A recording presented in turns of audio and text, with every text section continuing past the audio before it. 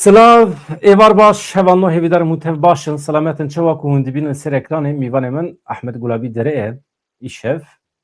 Eme bahsa Rojavay Kurdistan'e bikin, bahsa Suriye bikin, li Suriye kijan devlet li pey kijan menfaatane. Ev mühime, emzanın ton barak, hema piştik ve peymana dnabara kasedi u Şam'ı da çi bu, hema revarev çu Şam'ı ve Ahmet el-Şarara peymanin ser peyman çekirin, bu petrolü u bu meseleyinden ekonomi kan binerin neteni Amerika, İsrail heye, Arabistan'a, Suudiye, Türkiye heye, Mısır hene, gerek devlet hene ser Suriye kudi hesabın cudane emi mivani xara nikaş vakidin tiştekidinci çil benda Rojavay Kurdistan'e. Tamam, peyman çi bu? Li anha her tiş safi nebiye. Ahmet Gulabi dere merhaba bxirati. Merhaba, evar baş. Müjarame kifşe tu ama em bikevin navi. Anha لسر سوریه کیجان دولت خودی کیجان منفعتانه لبندا کیجان منفعتانه یا راستی لیاکو هری زیده ما علاقه دار که دولت ترکیه هم توش کیجان علیه و خوازی دست پیکی Öyle. Adama mrov basa Suriye dike tane menfaati yek devlete kinine menfaati pir devleta dike bin navahev. Yani de serida dve bizanibin menfaati Amerika u pişre ye Fransa yani yekiti Avrupa hem nevejin bi taybeti Fransa u disa tezanin Rusya u kemzede Çin jî di nava wê de ye u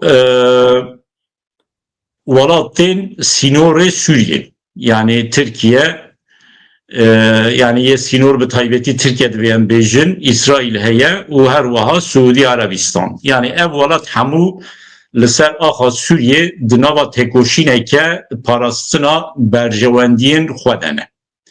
Yani bêguman serî de divê em bizanibin Amerika aktörê herî li pêşe yani Amerika li ser axa Sûriye ne nihave ji 2011 vir ve di nava têkoşîneke parastin û pêşxistina berjewendiyê xwe de ye. Bibore, gotina xweşbîr neke, me plan kiribû ku em vê weşanê her dîsa li ser kanala te Arwar TV jî zindî bidin weşandin. Lê ez ana dibînim ku li ser Arwar TV tune eger tu bixwazî aliyê teknîkî de hal bikî hevalê me jî divê naberê de Arwar TV heye ya Rezdar Ahmet Gulabi dereye eger bikaribin biçin bibin abone temaşe bikin gelek videoyên bi qîmet hene şîroveyên bi qîmet hene yani mivanê wî ê Fransî de axivin hene ê Kurdî Tirkî de axivin hene û dem bi dem bixwe tenê şîrove dike ême bi giranî nûçe ye lê ê Rezdar dere Ez binêrim werim. Tamam êwî giranî şîrove ne na hevanno ev meselê ku em ser nîqaş dikin meselê mühîmin Sûriye ne bi tena serê xwe ye gelek lîstok hene dek û dolap hene li ser Sûriye niha aliyê ku me eleqedar dike Rojavayê Kurdistanê dibe em piçûk nebînin hem ji aliyê jeografîk ve hem ji aliyê nüfusê ve ji pir dewletan mezintir e Rojavayê Kurdistanê. Mesela tenê Qibrîsê bînim berçavê xwe.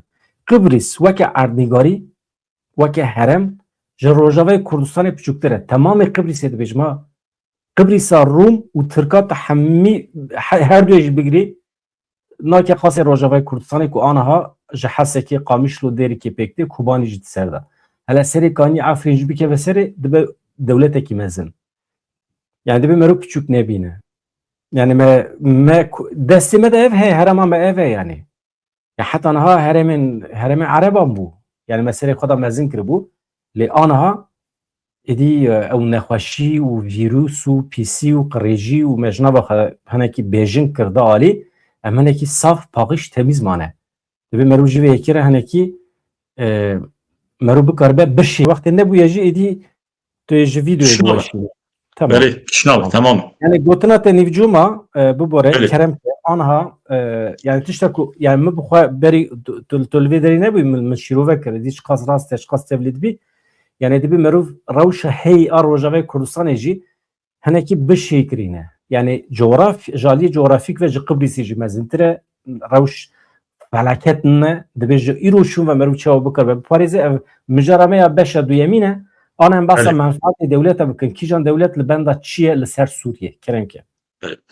Yani bir taybeti vake lazeki beri got faktörü heri mezin yani aktörü heri mezin Amerika'ya ji 2011 ve Amerika ser axa Suriye aktif e. Yani bir taybeti bi alîkariya Kurda em dikarin bêjin Amerika ser axa Suriye destpêkê xwe girt. Yani Amerika duyu aliyê de hinekî nankur nîzik dibe. Bi alîkariya Kurda ser axa Suriye bazê xwe çêkir û her wiha li Rojhilatê Firatê Amerika xwe xurt kir bi alîkariya bêguman ya İsraîl jî. Tê zanîn li Şamê jî derdora Şamê Rusya hebû bi rejima Baasra.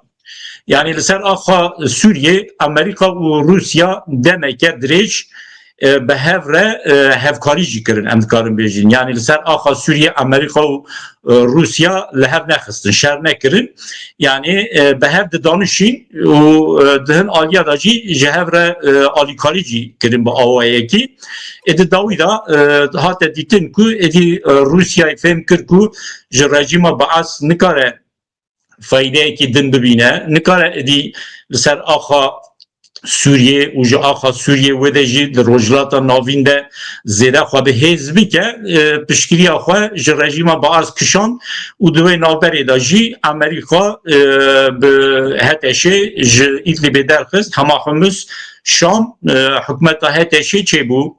Niha Amerîka di nava hewldaneke wilo de ye ku li ser axa Suriye ji xwe re hegemonyake merû dikarin bêjin cîhanî çêbike. Yani Suriye küçük bêguman lêbelê Suriye di nîvê rojhilata navîn da cihedîre. Tê zanîn jî herêma rojhilata navîn parzemîna rojhilata navîn di dîroka mirovahiyê de xwedî roleke girîng e û di dîrokê de jî kîjan hêz li rojhilata navîn xurt bibe bi hêz bûye karibûye di cîhanê de jî bi bandor bibe. Amerîka jî vê dizane ji ber vê yekê jî Amerîka Sûriye ji xwe re weke baz girtiye yani weke navendekî girtiye heya niha ew navend Îrak bû heta hêjî em dikarin bêjin ji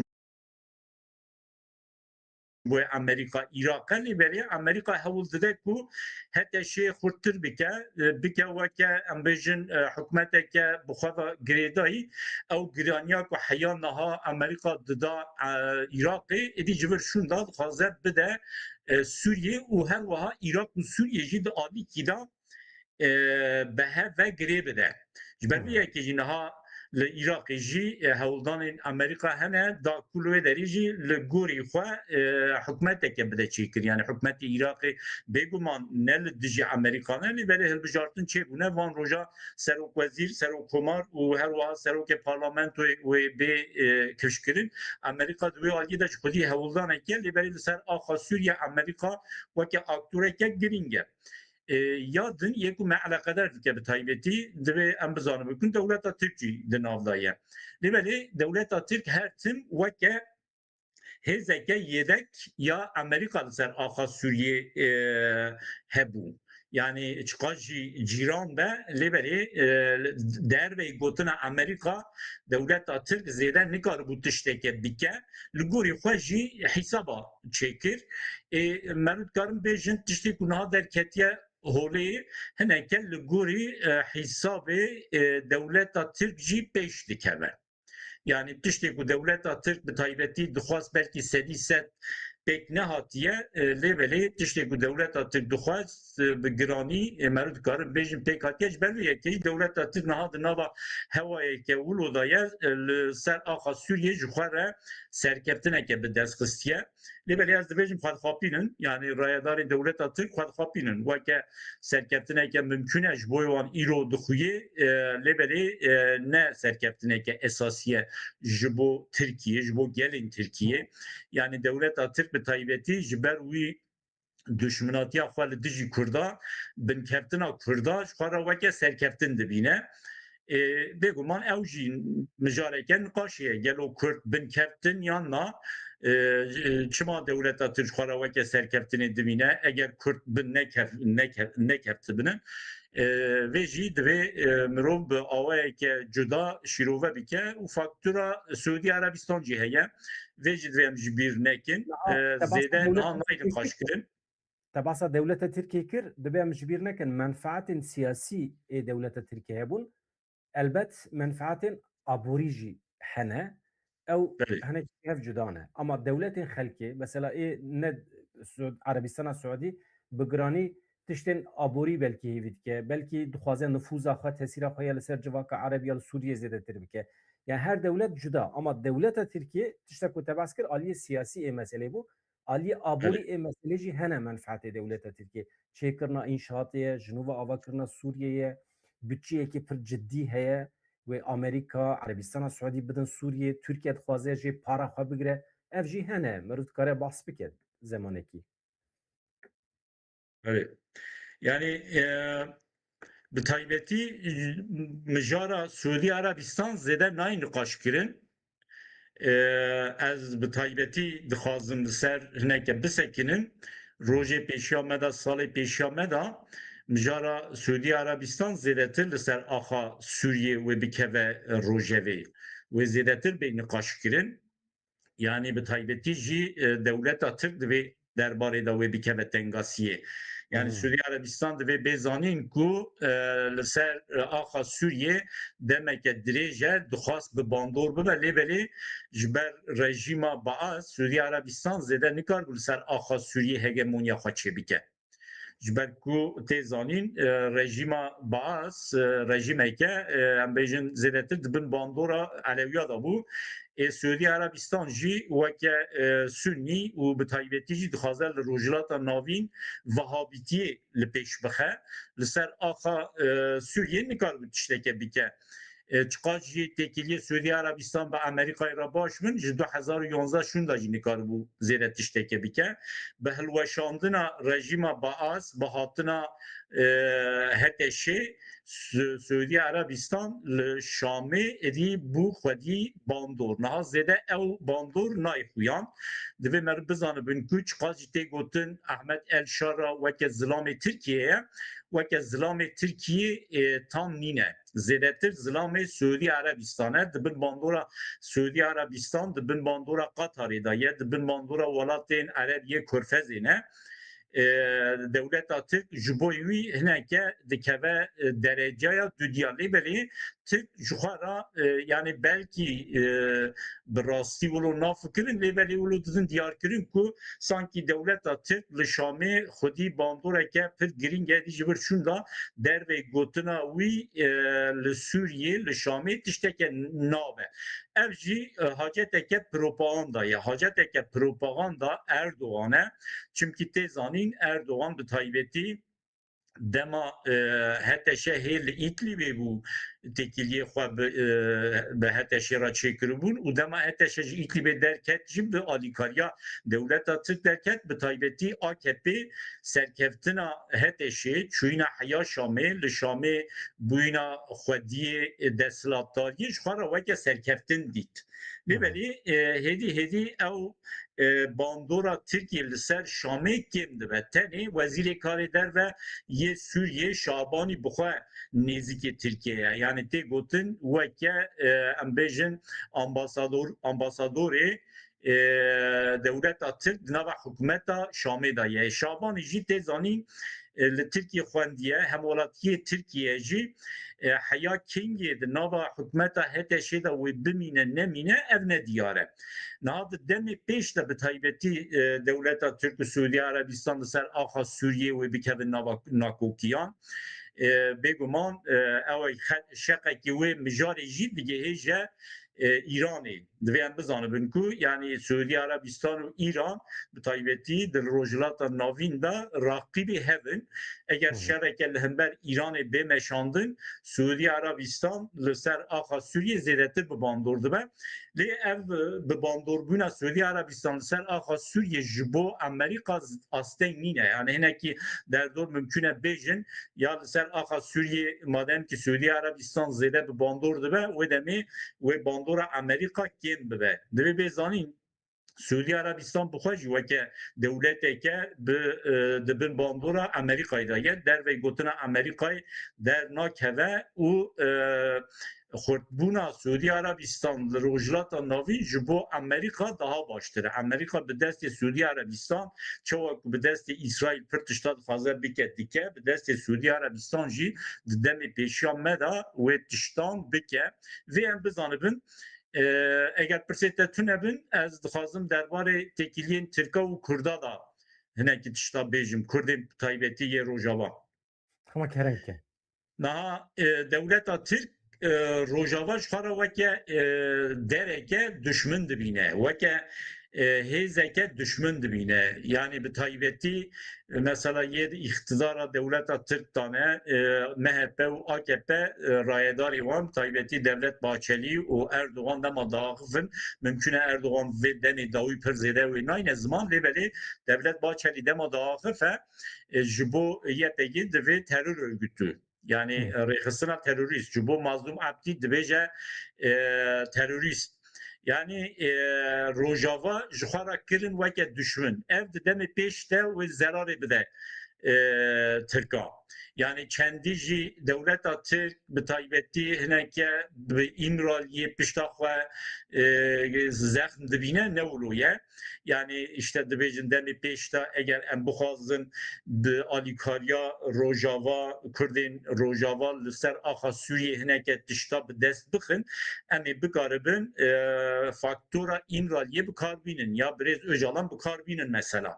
Halbuki ev hesabê wan wê negire yani yek İmralı yani Birêz Öcalan wê li gorî berjewendiyê dewleta Tirk tev negere li ser axa Sûriye mümkün e hin kes van gotinê min hineke cuda bibînin bêjin çawa dibe tiştê ku Öcalan digon hal Sûriye pêk hat lê belê wilo nîne yani ew jî hesabeke xwe dike eger heya niha derbarê Rojava da ji İmraliyê hin gotin derketin û em bibînin tabloa ku niha derketiye meydanê jî li gorî daxwaza İmraliyê di demê pêşiya me de jî sedî sed wilo nabe dewleta Tirk bi taybetî bi atmosfera ku va çend hefteyê ku çêkiriye de li Sûriye ji xwe re hewake düşminatî çêkir ne tenê Kurdê Rojava dewleta Tirk ji xwe re weke düşmin dibînin hemû Kurd hêdî Tirka dewleta Tirk taybetî ne Tirka em bêjin dewleta Tirk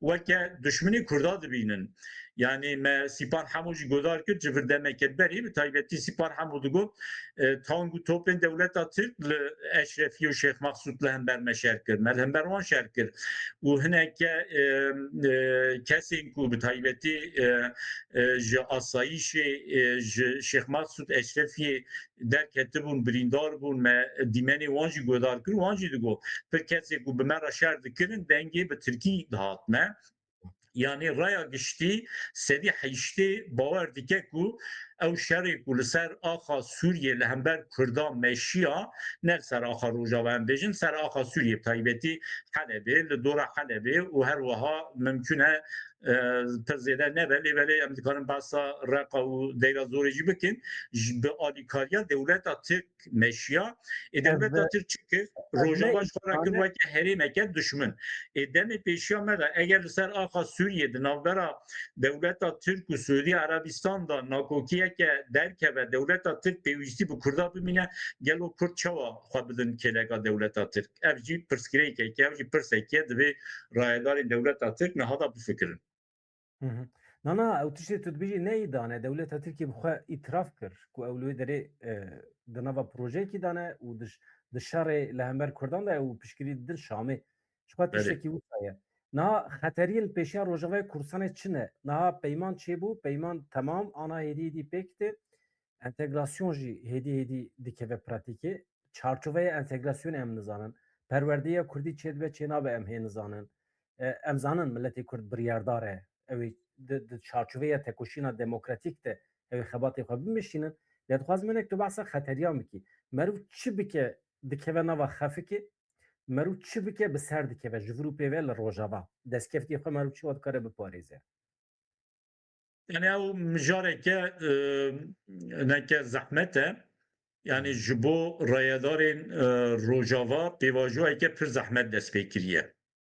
Yani mümkün e li her derê niha slogan têne avêtin, tê gotin me pir tişt bi dest xist û her wiha birêz Nûreddîn Îsa jî çû Şamê ji Şamê hat weke parêzgarê Hesekê doêvarê hin daxuyanî da her wiha Kurdê me yê Rojava deverê din jî hineke hewayeke serkeftinê dane.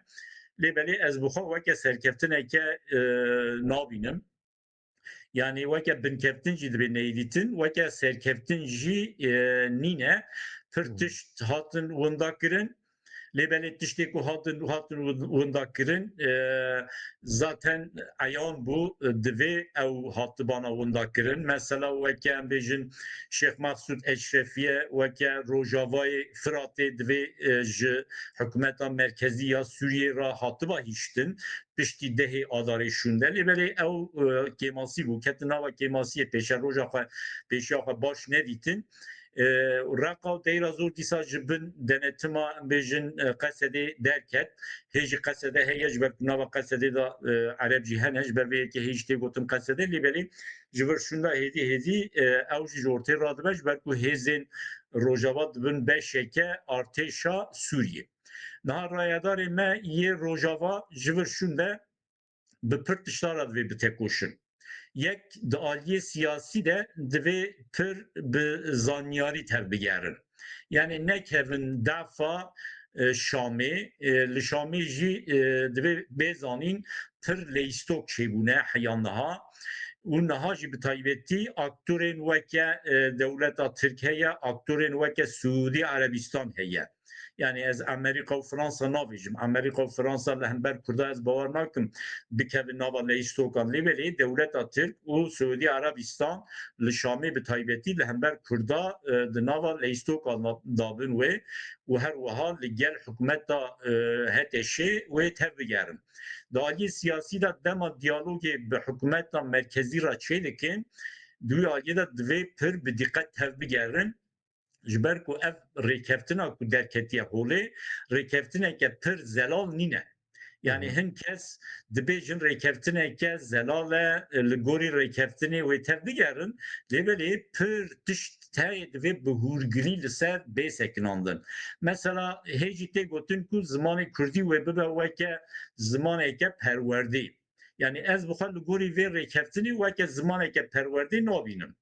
Yani tê gotin dîplomê ku heya niha li Rojava hatine dayîn wê ji aliyê hikûmeta Şamê ve ji aliyê em bên wezareta perwerdê ve bênas kirin lê belê nayvê watê ku sibê du sibe demê pêşa me da li ser axa Rojava li ser axa ku Kurd li ser dijîn wê di dibistana da zimanê Kurdî weke zimanê perwerdê bibe. Ev di rêkeftinê de nîne bi awayeke hûrgilî divê li ser sekinandin çê bibe da ku demê pêş dibistana da perwerde bi Kurdî bêdayîn. Eger perwerde bi Kurdî li ser axa Rojava ney dayîn yani ez bixwe weke binkeftin dibînim. Yani eger perwerde jî bi Kurdî çê nebe wê demê çi hatiye bi dest xistin. li ser vê ez parantezekî vekim tu bidomîne niha ev rêkeftina ku hatiye îmzêkirin bi giranî ji bo agirbestî ye ji bo entegrasyonê ye hemî dosyayên li Rojavayê Kurdistanê divê peymanê de tune ne hezaran dosye hene perwerde jî yek ji wan e ji vir û pêvê hem Mazlûm Ebdî got hem Aldar Xelîl hem kesê din ji vir û pêvê tekoşîna demokratîk dest pê dike dawa Kurda çi be mafê Kurda çi be êdî ne bi rêya şer lê bi rêya guftûgo û diyalogê ew ê heta dawî tê bikoşin ji bo bi destxistina va mafa elbet perwerdê yek ji wan e Efrîn yek ji wan e meseleya bi destxistina Serêkaniyê vegera koçberan pir tişt hene ku di peymanê de elbet tune ne ama meru her tiştî bi hezaran tiştî di peymanekî de nikare biciyî bike.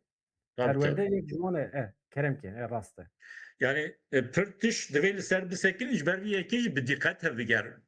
Bi zanyarî divê tevbigerin û siyasî tevbigerin û her wiha tenê bi Şamê re ne bizanibin bi hêzên din weke Amerîka, Fransa û Rûsyayê re jî di nava têkiliya da bin her wiha divê bi Tirkan re jî bi Suudî Erebistan re jî bizanibin çawa têkiliya çêbikin bimeşînin da ku berjewendiyê xwe li ser axa Sûriyê tenê li ser axa Rojavana li ser axa Sûriyê biparêzin. Mesela ziman perwerda ziman ev xala herî giring e. Lêbelê derve wê xalê dinê giring jî hene. Mesela mijara parastina sînorên derve yê Sûriyê. Ev jî pir giring e. Aniha mesela li herêma aliyê Başûrê Kurdistanê yani bi taybetî li derê hin gundê ku di aliyê sînorê Rojava dan el aliyê sînorê Sûriyê ne ketine nava metirsiyeke. Yani dibêjin gelo sibê dust be wê eskerê artêşa Şamê wê bêne vir sînor biparêzin an ne. Eğer tiştekê wilo çê bibe em ê çawa bikin. Bi taybetî mesela îro min bi hin kesê Şengalê re axivî li Şengalê metirsiyeke giring heye. Yani wê derê xwe di nava xeteriyê de dibînin.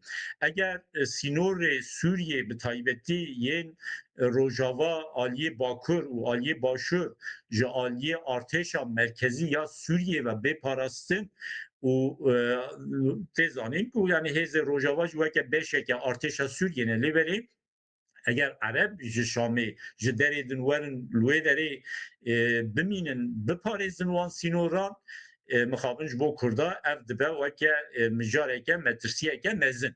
Ev jî divê di guftûgoyan da bê zelalkirin da ku sînorên Rojava çil aliyê Bakurê Kurdistanê ve çil aliyê Başûrê Kurdistanê ve ji aliyê artêşa Rojava bixwe be bêparastin.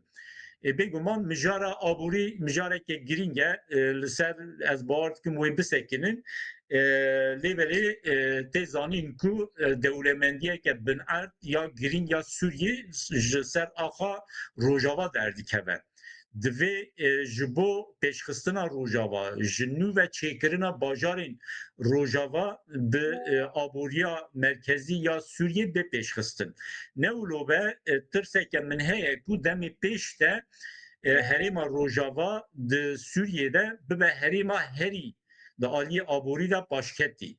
Yani xeteriyeke wilo jî heye eger di guftûgoyan da di guftûgoyên bi hikûmeta Şamê ra Kurd bi rastî nikaribin baş diyalogê çêbikin baş lehev bikin ev xeterî jî heye pir tiştê dijî me dikarin lê zêde bikin lêvelê me serî de me got kar û xebateke mezin dikeve ser milê rayedarên me yê Rojava çêkirina bajaran çêkirina gunda dîsa amadekariya ji bo vegera insanên me ku malê xwe cîda hîştin ber bi deverê din çûn heta li Avrupayê jî tê zanîn pir Kurdê me Rojava dijîn belkî ji wan zêde kes nexwaze yan jî venegerin ama dîsa jî ji bo wan jî divê bê fikrandin amadekarî bê çêkirin yani bareke giran li ser milê Kurdê me Rojava heye divê aliyê da bareke pir zêde giran nebe jî dikeve ser bilê Başûrê Kurdistanê bêguman. Yani divê aliyê de em nêzîkatiya bi taybetî Birêz Mesûd Barzanî pir baş dibînim. Ya hikûmeta Başûrê Kurdistanê pir baş lêbelê di demê pêş me de gelo wê çi qasa bikaribin alîkariyê bidin Rojava. Tiştekî din jî heye.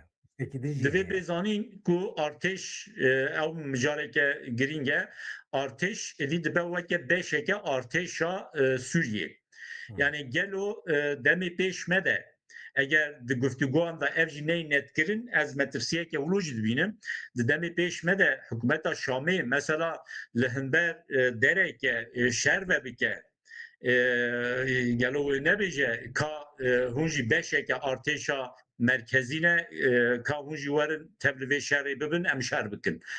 Yani ev jî divê bêzanîn mesela li hember Elewiyan li hember Nusayriyan li hember Durziyan Çünkü eğer arteşa Suriye lehber Aleviya lehber Dürziya Suriye yani civak edin tişteke bike alikariye ji rojava bixwaze rojava jî tevlimi ve imajekî pir xirab ji bo Kurda derdxe ortê û dîsa jî bêguman yani lehber welatekê din eğer Suriye sibê dust be lehber welateke bikeve nava şer gelo ve arteşa rojava jî bikarbînin an ne eğer di guftûgoyan da ev neyên netkirin li gorî vê rêkeftinê artêşa rojava weke beşeke artêşa merkezî ya Sûriye dema artêşa merkezî ya Sûriye biryareke bigre artêşa rojava li gorî vê rêkeftinê nikare bêje na yani ev jî divê bê zelal kirin mijara Iraqê min hineke behs kir divê bê zanîn ku di demê pêşiya me da ew nakokî her ku wê biçe zêde bibe eger Nurî El Malîkî bibe Serokwezîrê Iraqê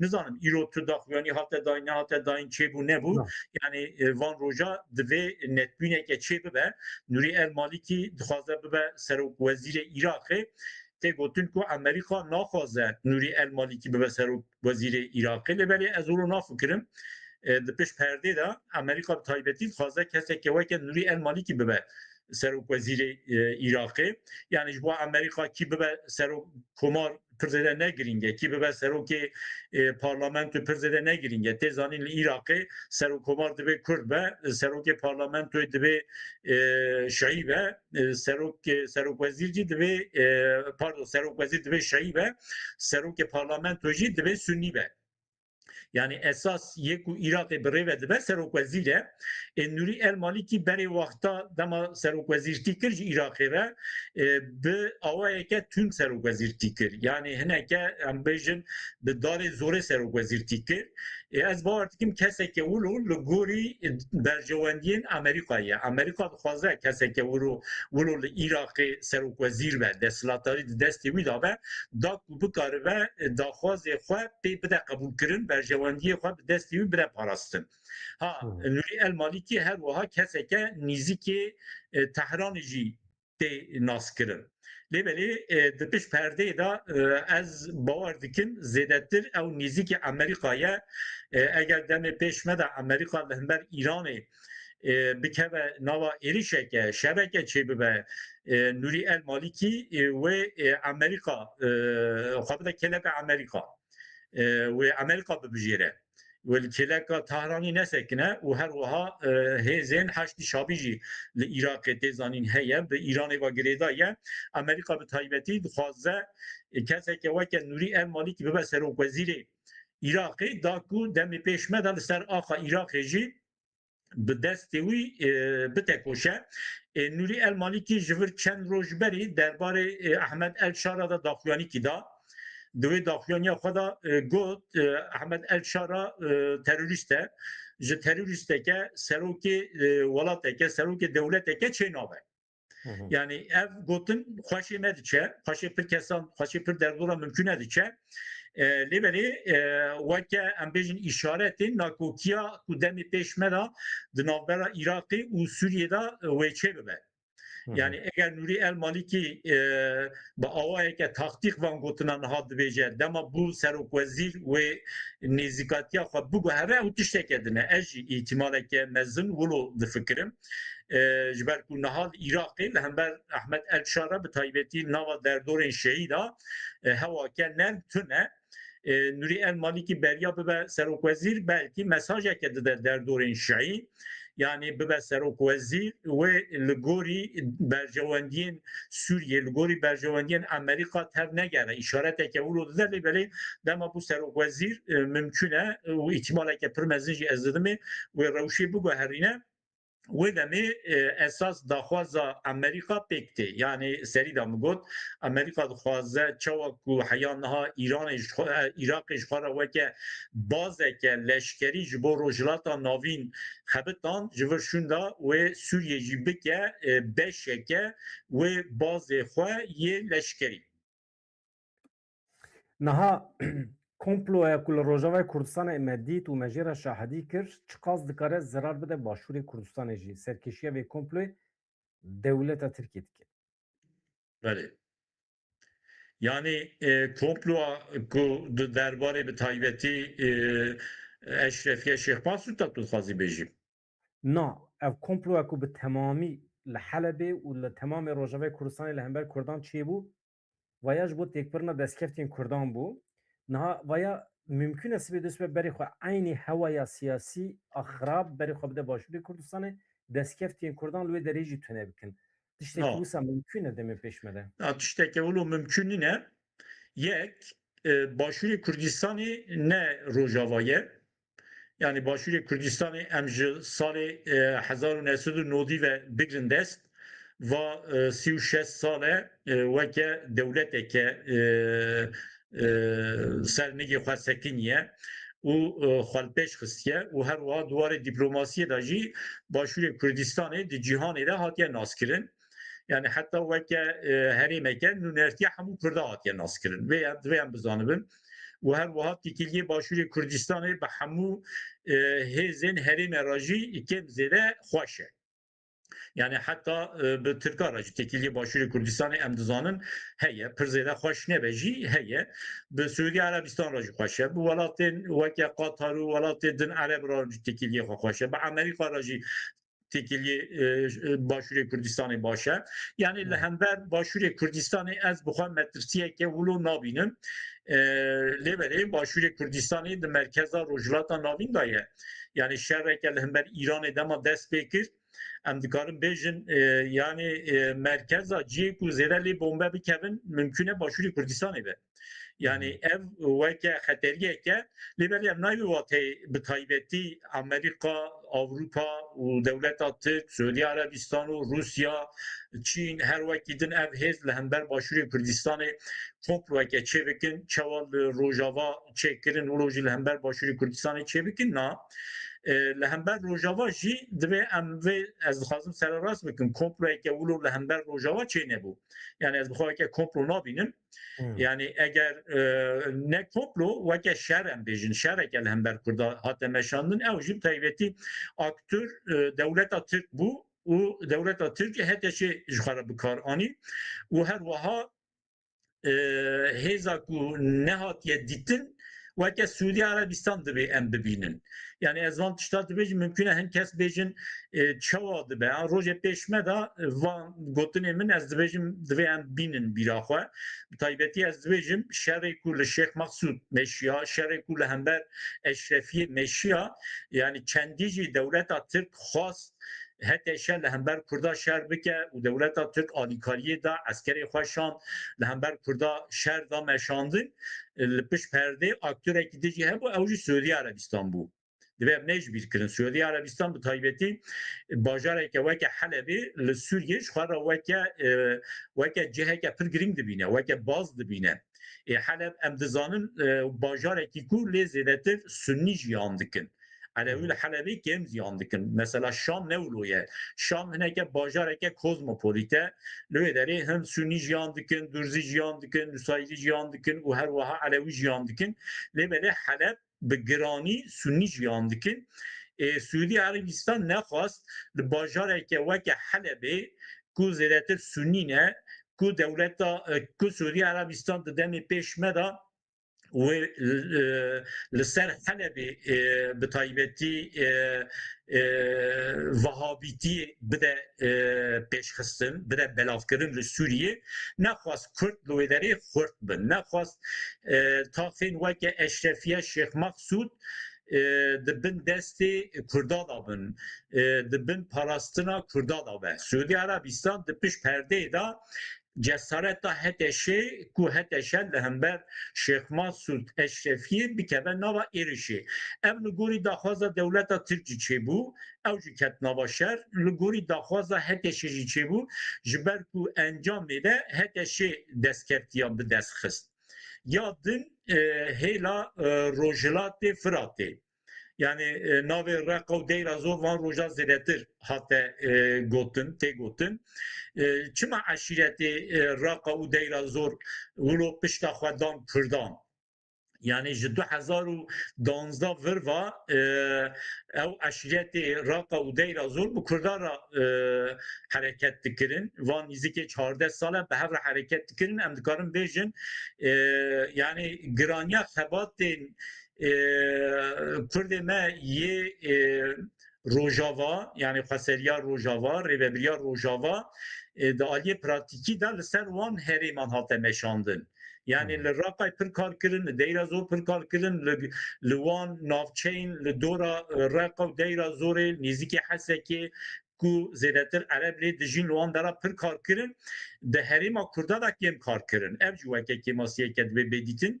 Yani digel vê xizmeta Kurda Ereba nava rojekî da pişta xwe dan Kurda. Çima yani vê pirsê dema merû bike di pişt vê pirsê de weke bersir Suudi Arabistan derdikeve meydanê.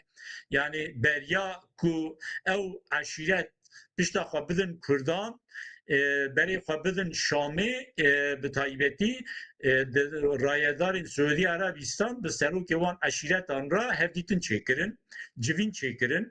Hin ji van civînan di çapemeniyê de jî, di medyayê de jî hate bihîstin.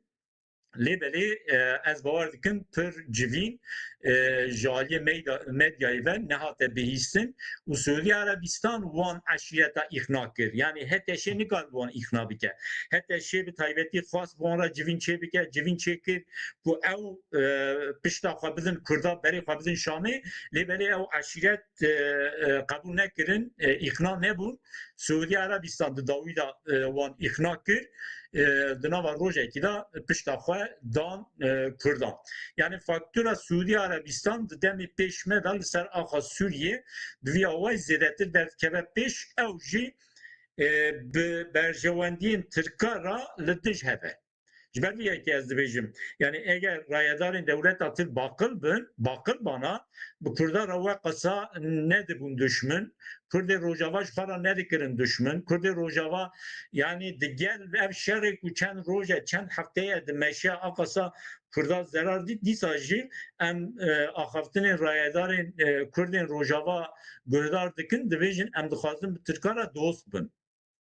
Divê em naxwazin tişteke li dij berjewendiyên Tirka li ser axa Rojava bikin. Yani digel ya dîsa dewleta Tirk dixwaze Rojava ji xwe re weke herêmeke düşminan bibîne. Ev jî di demê pêşme de wê zerareke mezin bide berjewendiyên dewleta Tirk. Gelek spas analizekî terî tu jî bû. Mijarekî dijî heye tenê wî pirsê ji te bikim. Li Amerîka yasaya parastina Kurdan hebû. Lindsey Graham pêşniyazê Senatoyê kiriye eger were qebûl kirin fayde wî ji Kurda ra çê dibe yani piştî vê peymaneyê diyan. Belê. Yani ne tenê li Amerîka li kêderî biryareke wilo qanûneke wilo bê qebûl kirin bêguman ji bo Kurdan baş e. Yani qanûneke wilo eger derbas ve yani di Senatoyê da niha tê guftûgo kirin. Ez bawer dikim ji Senatoyê derbike ve biçe Kongre. Kongre divê vê qebûl bike. Eger Kongre Amerîka qebûl bike wê demê Amerîka weke dewlet xwe dike bin bareke ji bo parastina Kurdan. Yani ihtimalekî pir mezin tune ku derbas be. Yani ji Senatoyê mümkün e derbas be ji ber ku Graham bixwe senator e. Senatoyê da bandora xwe heye lêbelê ji Senatoyê derbas be di Kongreyê de eceba wê qebûl bibe qebûl nebe ev hineke zehmet tê dîtin. Qebûl be pir baş e. Ez dibêjim ev weke pêşniyareke derketiye holê. Yani min çend roj berê Arwar TV da bi Musa Qaval re, bi Doktor Musa Qaval re bernameyeke çêkin me niqaş kir pêşniyara wî ew bû. Yani digot dibê heman hewildan li pir welatan bê dayîn da ku pir welatan da em bikaribû qanûnê wilo bidin derbas kirin. Rast e mesela li Fransa çima xebateke wilo nêmeşandin? Divê xebateke wilo Fransa jî bêmeşandin. Di parlamentoya Fransada jî, di senatoya Fransada jî biryareke wilo eger em bidin derbas kirin, demê pêşme de Fransa jî wê bikeve bin bareke wilo ku Kurda biparêze. Lêbelê ez dibêjim Kurd weke agirin. Yani kes nikare wî agirê bigire nava destê xwe. Ji ber vê yekê jî ez dibêjim Amerîka zehmet den di Kongrêda biryareke wilo derbas be. Li Fransa hewildanê wilo çê bibin baş e. Li hin welatê din çê bibin Ingilistanê çê bibe baş e. Lêbelê yani derbaskirina wan biryara jî divê em hineke realîst nêzik bibin. Pir zêde jî rihet nine weke min got Kurd weke agirin. Yani rojhilata navîn de Kurda kirine weke agir kes naxwaze wê agirê bige nava destê xwe wê biparêze. Garantoriya Fransayê tu çawa dibînî ji bo vê peymana dawî? ev ne garanturiye ki yani fermiye işte ki en formele ne formele Ha, yani çavderiye yani. beri yani Mazlum Abdi go bir telefonu me afifiye Emmanuel Macron gotiye ez garantörüm yani yani divi Mazlum Abdi ve işte ne gotu bajı Hı. yani de aliye diplomatik ta şaşe bi serok welatekî ra bi serokê dewletekî ra te axifiye ji te re tiştekê gotiye dibe tu wî aşkere nekî. Eger Emmanuel Macron jê re gotiye temam tu dikarî aşkere bikî amena ama ez bawer nakim tiştekê wilo gotibe. Ama Macron li ser Tenê tweeta xwe nivîsand. Got ez garanim got ez. belê yani ser tweet bixwe biryarinin ji bo ku Fransa garantör be divê li ser belgeyeke nûnerê Fransa yê Sûriyê îmzê bavêje bêje ez garantörüm di navbera Kurd û Heteşê da. Yani Dibe ji bo vê parî. peymanê ez garantörüm ya din yani em bunu kabul bikin ku Fransa garantöre. Garantörê çi ye? Yani garantörê çi ye? Yê vê peymanê ye. Yani ev peyman zaten tiştekê ne diyare. Weke elastik e. Herkes aliyê xwe ve dikare bikişîne. Mesela ji hikûmeta Şamê daxuyanî têne dayîn adeta dibêjin zimanê Kurdî ne mümkün e bibe zimaneke perwerdeyî. Mesela bunu tê gotin. Hatta dibêjin ne mümkün e ew kesên ku di nava YPG da ne weke em bêjin hêzeke weke rêxistin beşdarî artêşa Sûriye bibe divê şexsî beşdar bibin û her wiha dibêjin her dosya tek tek divê em ê bigrin dest em kîjanê qebûl bikin kîjanê qebûl nekin yani daxuyaniyê pir cuda ji aliyê Şamê ve têne dayîn hemû wan daxuyaniyê xwe jî bi vê peymanê ve girê didin bi vê rêkertinê ve girê didin yani dibêjin rêkertin wilo dibêje Kurdê me dema daxivin rêkertinê bi awayeke din şîrove dikin yani ez dibêjim ne li gorî daxuyaniyê ku ji Şamê têne dayîn wê encam derkeve holê ne jî li gorî daxuyaniyê rêvebirê me yê Rojava yani tişta ku esas ku ji vir şundan nayê wendakirin ew e ku êdî li Sûriyê li ser axa Sûriyê herêmeke Kurdan hatiye qebûlkirin. Di demê pêşmeda zagona bingehîn li çê bibe di wê zagonê da herêmeke Kurda wê were naskirin. Ya din êdî Kurd fermî yani weke Kurd merû dîroka Sûriye binêrin di dîroka Sûriye de yê ku bûne serokkomarê Sûriye jî Kurd hene. Yên bûne wezîrê serokwezîr jî Kurd hene. Lêbelê ew weke Ereb bûne Kurd. Çawa ku Turgut Özal bû serokê Tirkiye weke Kurd herkes wî weke serokê Tirkiye weke Tirkeke nasike ew ji wilo bûn. Ama niha êdî Kurd li ser axa Sûriye weke Kurd êdî di rêveberiya bilind da cih bigirin. Mesela Nureddin İsa weke Kurd niha bûye waliyê Hesekê. Yani ji vir çûnde êdî Kurd ne mümküne li Sûriyê bêne înkar kirin. Ev weke destkeftineke dibe bêdîtin. Lêbelê ez gotina şoreşê pir gotineke binê wî vala dibînim. Yani Kurdê me ji bo Rojava adeta slogan davêjin dibêjin me şoreş pêkanî şoreşa Rojava. Yani şoreş bi wî awayî nabe. Eger destkeftiyin ku heya yani ji vir du mehberî jî destê Kurda da bûn hatibana parastin me re dikaribû bigota weke şoreşeke piçûk li Rojava pêk hatiye. Mesela heya niha li pir derê me behs dikin me digot şoreşa Rojava ji ber ku li ser axa Rojava bi rastî pir tiştên ku merû dikarin weke şoreşê bibînin pêk hatibûn. Ew destkeftî wilo diyar e ku nayên parastin. Ew destkeftî neyê parastin şoreş li ku dimîne em çawa em kê derê weke şoreş çi weke em bêjin berhemeke şoreşê dikarin bibînin. Yani zimanê Kurdî weke perwerde li Sûriyê bê qebûlkirin jî weke şoreş em dikarin bibînin. Yani gotina şoreşê tenê bi ziman nabe. Eger wilo be wê demê ji bo Tirkiye jî em bêjime şoreşekî Tirkiye çêkir. Zimanê Kurdî berê Tirkiye qedexe bû yek û bi Tirkî de axifîn diketin hepsê di zîndana da dima anha êdî bi Kurdî insan dikare biaxe. Ana televizyonekî dewletê heye bi Kurdî weşanê dike. Em dikarin ji bo wî jî bêjin şoreş. Yani gotina şoreşê we qasa piçûk nîne. Divê ji bo destkeftiyên Rojava em nebêjin şoreşe. Ha rayedarên Kurd yê Rojava bêjin em hewl didin ku şoreşê pêk bînin erê. Yani hewl didin şoreşê pêk bînin. Xeweke şoreşger dibînin.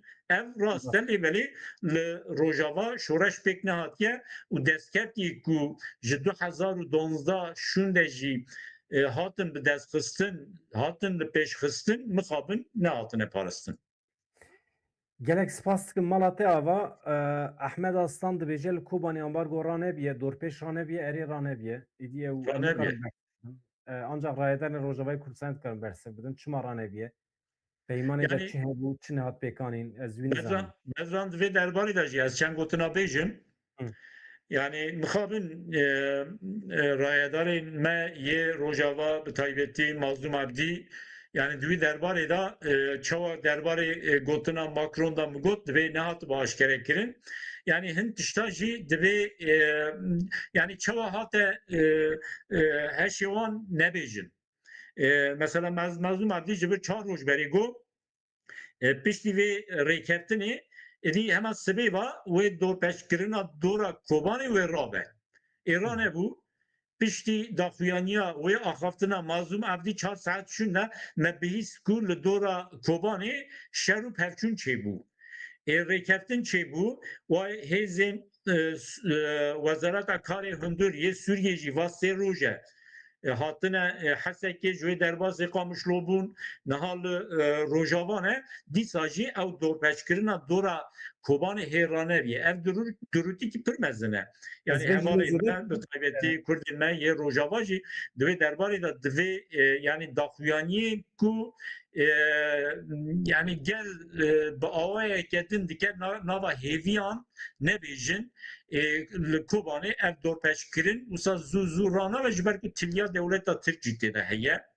Yani devleta Tirkî naxwaze ew dorpêşkirin wisa zû rabe.